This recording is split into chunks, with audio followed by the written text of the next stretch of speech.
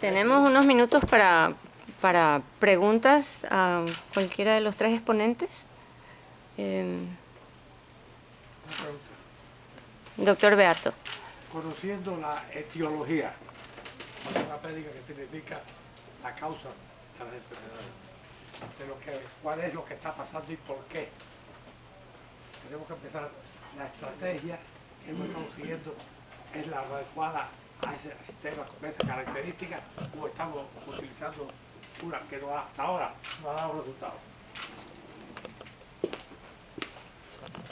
Yo creo que la estrategia de defensa y de lucha por la democracia solo puede ser una, la que existe, la que los hombres y mujeres libres pongan en evidencia que en estos países se violan los derechos humanos, se viola la libertad, y es una lucha muy desigual. Ellos tienen el poder, ellos tienen el control de la prensa, ellos tienen el dinero, y además aterrorizan a la gente. La gente que de pronto se pone a luchar por la democracia es objeto, inmediatamente se convierte en objetivo de estos gobiernos, y primero lo visita la renta, después lo citan a un juez. Describo aquí cómo los jueces son los verdaderos verdugos y son los verdaderos instrumentos de represión de estos gobiernos dictatoriales. En las dictaduras militares de los 70, un preso político era llevado violentamente en un jeep o en un camión militar por soldados. En las dictaduras del socialismo del siglo XXI lo visita un juez, lo cita un fiscal y usted ya está listo. Si no sale al exilio, como ha hecho mucha gente, termina como Leopoldo López en Venezuela. Un preso político que ni el cambio ni el triunfo del 6 de diciembre puede poner en libertad hasta hoy día. Y la dictadura se da el lujo de vejar a su madre y de vejar a su esposa, como hemos visto que ha sucedido el día de ayer. Entonces son muy poderosos y yo creo que el secreto de ser efectivos en la lucha por la democracia y contra las dictaduras es ponerlos en evidencia. En esta audiencia hay gente que es víctima de esas dictaduras. Aquí hay cantidad de exiliados, hay empresarios que han sido objeto de confiscación de sus bienes en diferentes de los países que he citado. Hay militares que están exiliados por no haber doblado la cabeza frente a la dictadura y por ser institucionalistas. Hay profesionales que simplemente han tenido que salir porque si no se someten al régimen no pueden ejercer más. Y ustedes, los cubanos, que son víctimas de la autoría de esta franquicia que se ha expandido por las Américas, saben cómo funciona eso. Entonces hay que ponerlos en evidencia, hay que denunciarlos sin fin y hay que tratar de generar una corriente de opinión que termine señalándolos con el dedo. Y eso ha pasado en Venezuela, eso quiere decir los 2/3 en el Congreso. Ha pasado en la Argentina, que se ha librado de un pelo de una dictadura del socialismo del siglo XXI, desplazando del gobierno a los Kirchner después de 12 años de poder. Esperemos que pase en Bolivia. Si no pasa el 21 de febrero, pasará más tarde, pero pasará. Porque el ser humano lucha por su libertad y Bolivia se ha liberado de dictaduras mucho más serias y mucho más graves que la dictadura de Evo Morales, aunque esta tiene el carácter castrista y transnacional, ha terminado con gobiernos dictatoriales en toda su historia, y Evo Morales no va a ser la excepción, y el Ecuador no se diga, lo que los ecuatorianos han hecho el año pasado con 2 o 3 expresiones de masas reclamando por su libertad y haciendo verdaderas expresiones de pueblo, es una señal y una indicación que los pueblos están reclamando por lo suyo. Un poco de cobertura de prensa, un poco de prensa internacional independiente, que diga la verdad, que diga lo que está viendo y que salga del marco de la influencia económica de estos gobiernos criminales, ayudaría.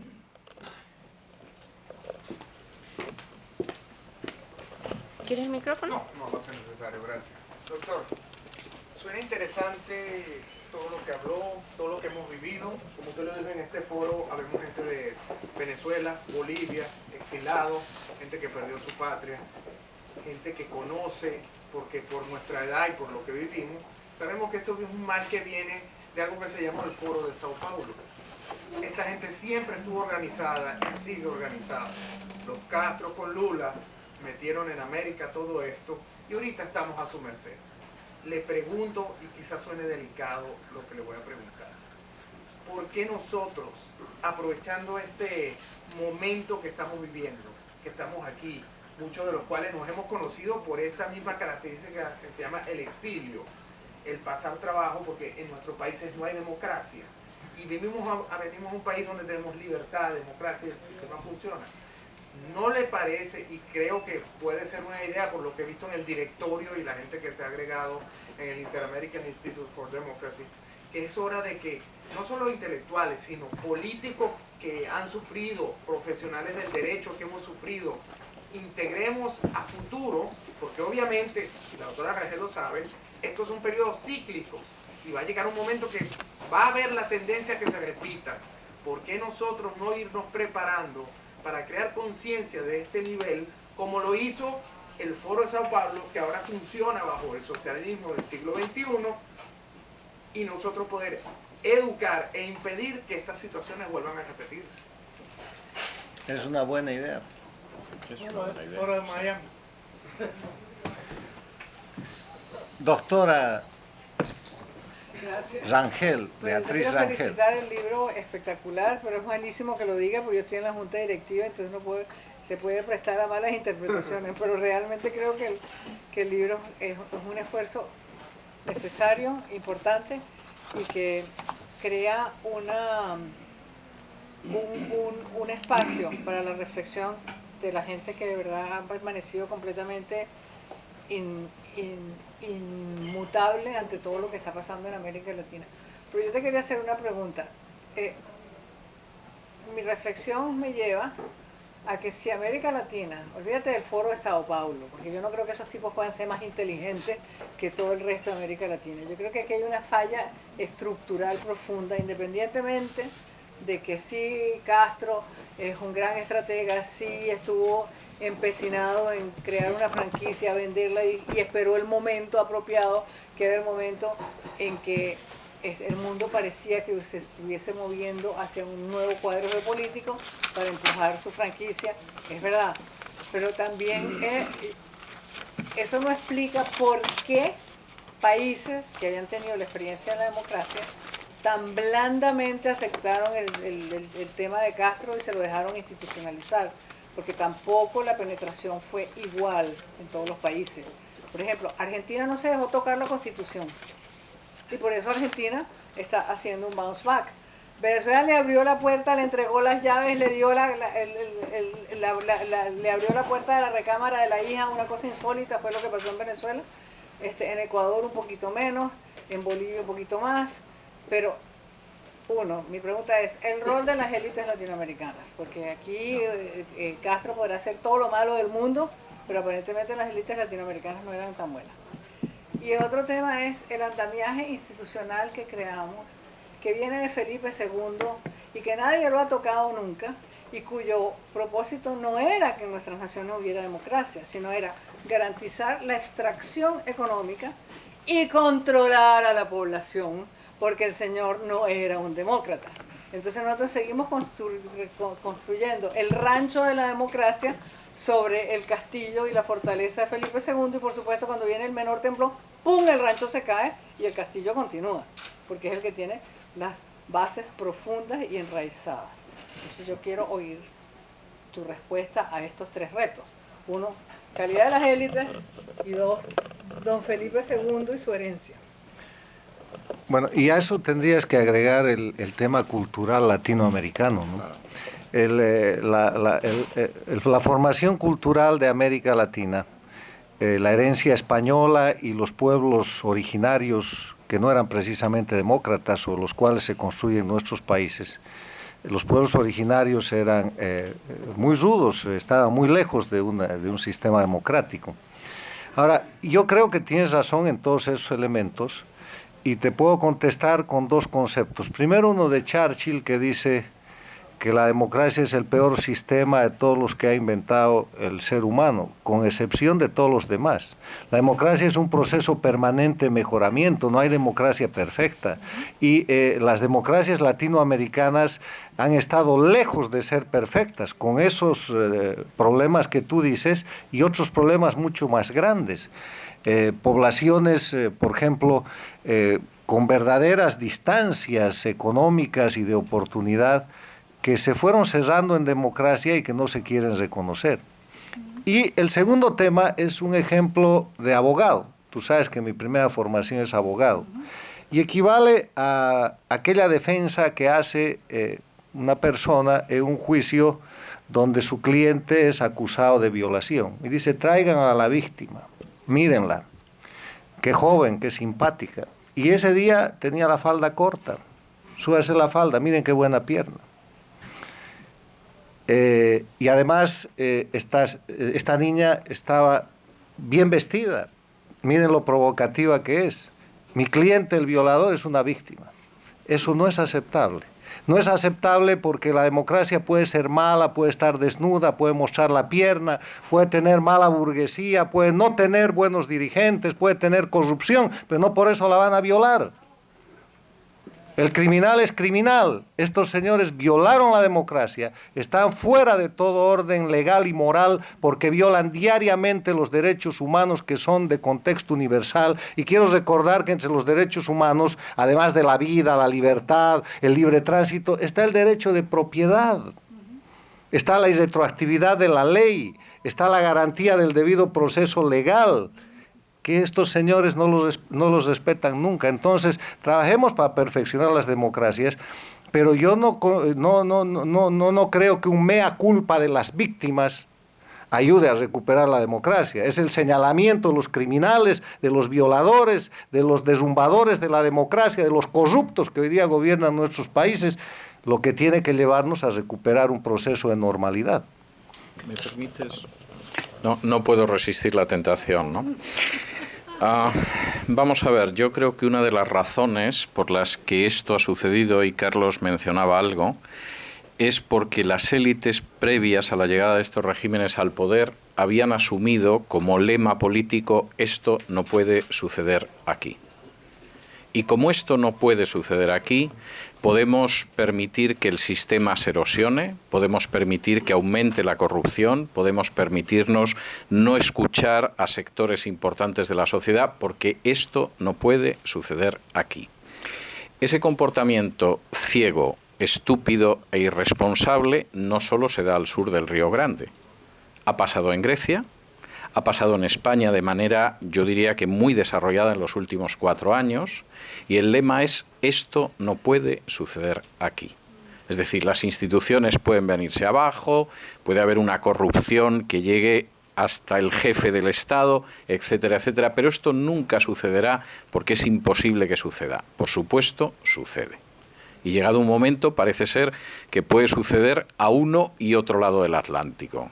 Solo depende del grado de ceguera y de estupidez que tengan las élites.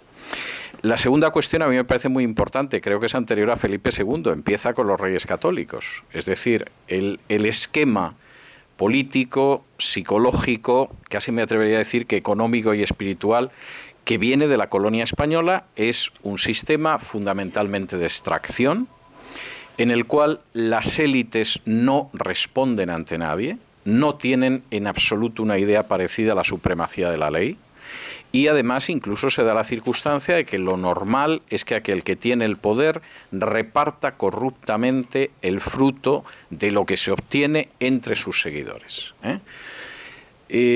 Acabo de terminar, además, hace muy pocos días un libro sobre Centroamérica, pero lo podría aplicar a la Argentina, al Paraguay, en fin, a México, con los matices que se quieran, y ese modelo se repite continuamente. Y además es un modelo donde hay otros elementos que explican que sea muy fácil aceptar el socialismo, desde luego mucho más fácil que al norte del Río Grande. Por ejemplo, es un modelo que empieza siendo asistencial desde el principio. Los que rigen esta sociedad no responden ante nadie, generalmente roban y reparten, pero ocasionalmente tienen muestras de misericordia hacia aquellos a los que roban, incluso permitiendo que no trabajen demasiado, porque el poder absoluto que nadie controla se compadece de las masas y las mantiene miserable, pero asistencialmente. Eso, que empieza lógicamente con todo el cañamazo hispano-católico, o católico español, o como se quiera denominar, es muy fácil pasarlo al socialismo. La sopa boba de los conventos, en última instancia, es un antecedente directo de las subvenciones de los gobiernos populistas en Hispanoamérica y en el sur de Europa. Bien, yo aquí soy relativamente optimista. Yo creo que si efectivamente las naciones de Hispanoamérica y del sur de Europa, que comparten muchos de estos aspectos, identifican el mal, lo diagnostican correctamente y se proponen acabar con él, hay posibilidades. Pero ese es un trabajo de generaciones. Es un trabajo en el que la educación tiene un peso inmenso. Y es un trabajo en el que, lógicamente, las sociedades tienen que aceptar que han hecho muchas cosas mal.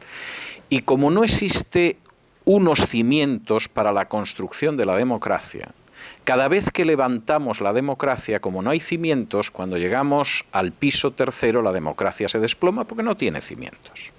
Y ese es un fenómeno cíclico a lo largo de 500 años en Hispanoamérica, si ustedes quieren 3 siglos si contamos desde la emancipación, pero es un fenómeno de 500 años en Italia, en Portugal, en España o en Bélgica, con toda la diferencia que puede haber entre un belga y un argentino, y entre un mexicano y un español, pero el esquema es el mismo. Mientras no aceptemos principios elementales para la democracia, como es la supremacía de la ley, como es la responsabilidad política de los gobernados, como es el respeto a la propiedad, y como es aceptar, por ejemplo, que ni el hurto ni la mentira son pecados veniales, sino que son gravísimas faltas sociales, viviremos siempre ciclos en los cuales construimos, parece que va bien, y de pronto cuando el país está entrando en la fase mejor, algo sucede, vuelve a desplomarse y volvemos a empezar. Y la historia, insisto, en el sur de Europa y en Centro y Suramérica es una historia muy cíclica porque nunca hay cimientos y simplemente volvemos a repetir todo.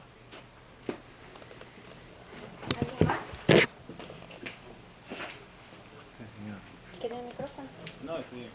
Bueno, Carlos Rangel, yo soy de Venezuela y yo no sé si hay alguien aquí otro venezolano, pero yo sí vivo en Venezuela. Y yo sé, yo no veo las noticias y no veo las colas, sino yo lo vivo.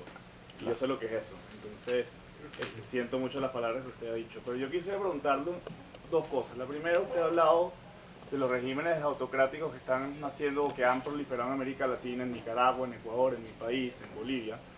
Pero no hemos hablado de un país importante que es Brasil. Y Brasil, a pesar de que no es un país de un régimen híbrido ni es una dictadura, es un país que ha ejercido una política exterior muy en simpatía con estos gobiernos. Y aparte, en el mejor de los casos, si bien no, quizás no ha llegado al nivel del chavismo de financiar campañas electorales en otros países, en el mejor de los casos ha mantenido el silencio cómplice ante los abusos de los derechos humanos y políticos de muchos de estos países. Entonces yo quisiera preguntarle por primer lado si este nuevo gobierno en Argentina de Macri, que ha dicho, por lo menos en el caso de Venezuela, en el Mercosur, que va a levantar su voz ante los presos políticos, entre el caso de Leopoldo López y otros, si usted cree que la política exterior argentina le interesa o pueda, en verdad, ejercer una presión más fuerte dentro de la región. Y la segunda pregunta que le quisiera hacer es con el tema que estamos hablando de las élites y también de la sociedad, porque yo sí veo que hay una transición política emergente en América Latina. Mi preocupación es que muchos de nosotros que hemos vivido en estos países y estas circunstancias lamentables, pues también hay mucha frustración, mucha rabia y mucho quizás odio por todas las cosas que han hecho sufrir estos gobernantes de la población. Y en una transición uno tiene que aceptar perdón para poder avanzar. Entonces, ¿qué usted ve o en qué mecanismos se pueden recurrir en experiencias pasadas, se pueda resucitar para esta transición que sea lo más, digamos, pacífica posible para que no se repitan los errores del pasado? Bueno, cada pregunta da para una conferencia, pero en el tema del Brasil yo simplemente quiero decirte que la clasificación que yo utilizo es de los países que han roto la democracia y los que no han roto. Este sistema no democrático, el socialismo del siglo XXI, tiene muchos aliados por razones de convicción o por la fuerza o por temor.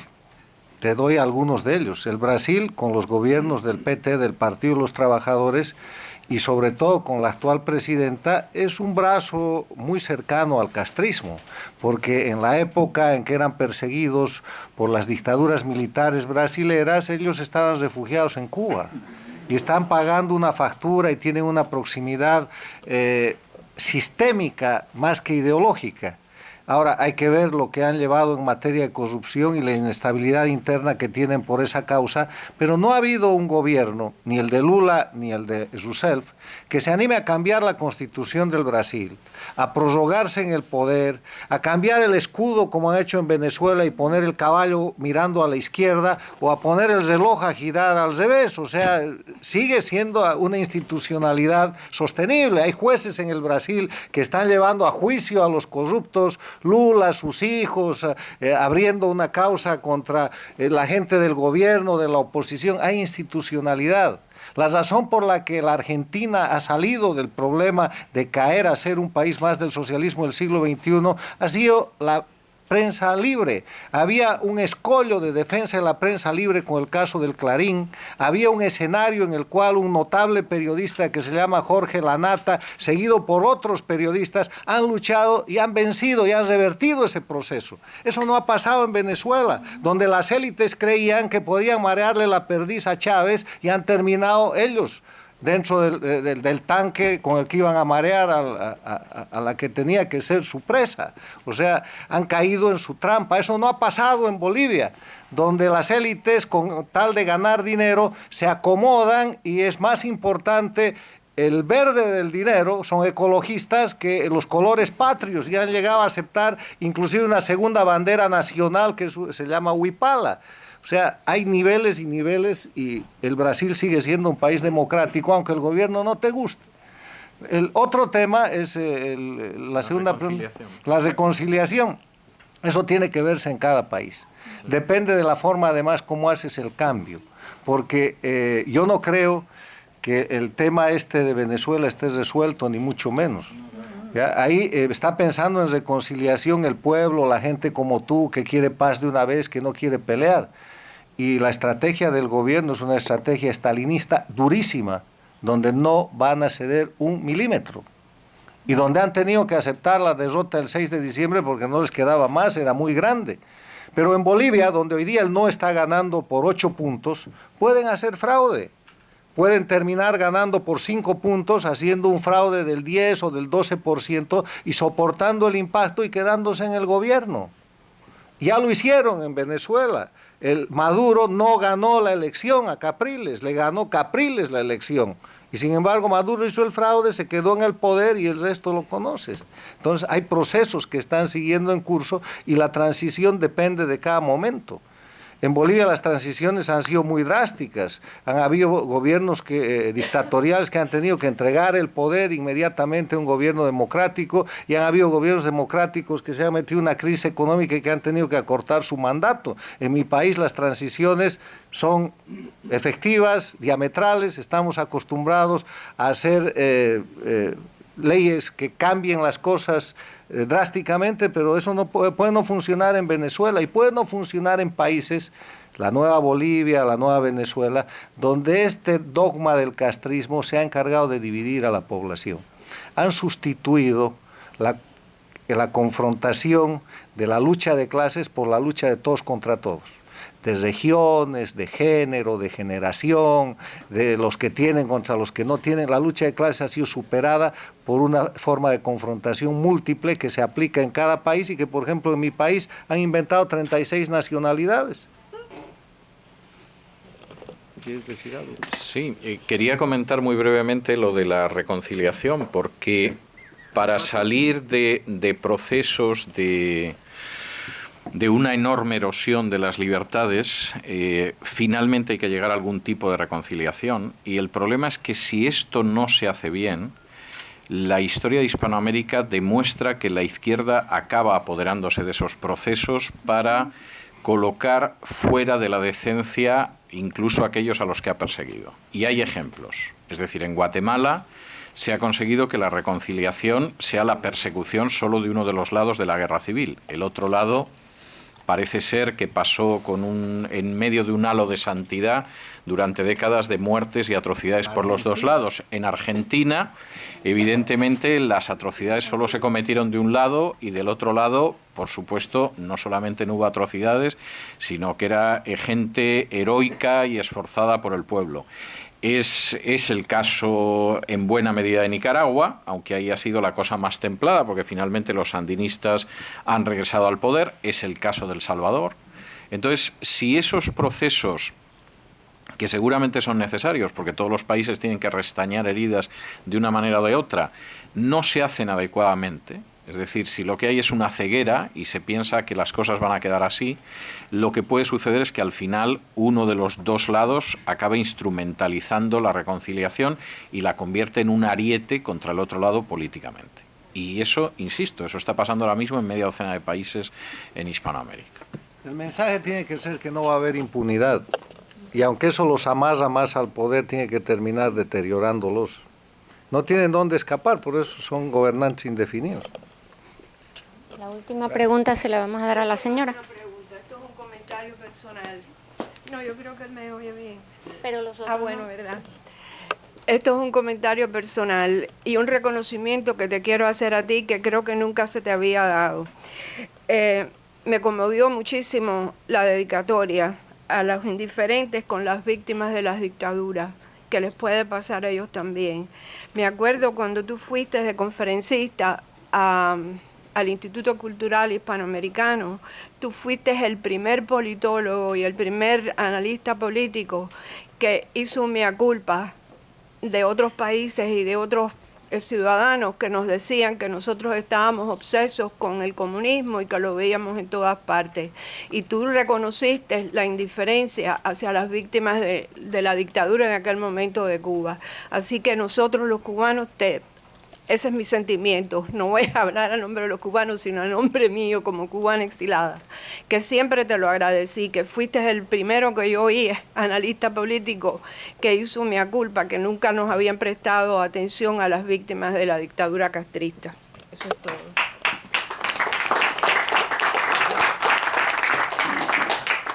Muchas gracias. El libro está a la venta. Gracias.